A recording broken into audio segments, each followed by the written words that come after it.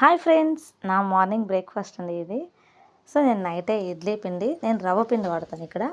So దాన్ని కలిపేసి పెట్టేసుకున్నాను. 3 కప్పులు ఇడ్లీ రవ్వకి 1 కప్పు మినప్పిండి. సో అదంతా మిక్సీ పట్టేసుకొని కలిపి పెట్టేసుకొని మార్నింగ్ చూసారా ఎలా ఉబ్బిపోయిందో, అది పులిసిందనమాట పిండి బాగా. సో మనకి ఎంత కావాలో అంత క్వాంటిటీ సైడ్కి తీసి పెట్టుకొని అందులో కొంచెం సాల్ట్, సోడా ఉప్పు వేసేసుకొని ఇలా ఇడ్లీలు పెట్టేసుకుంటాం. అంతట్లో కలిపేసామంటే మనకి ఇంకోసారికి వాడేదానికి కొంచెం పుల్లగా అనిపిస్తాయి ఇడ్లీ.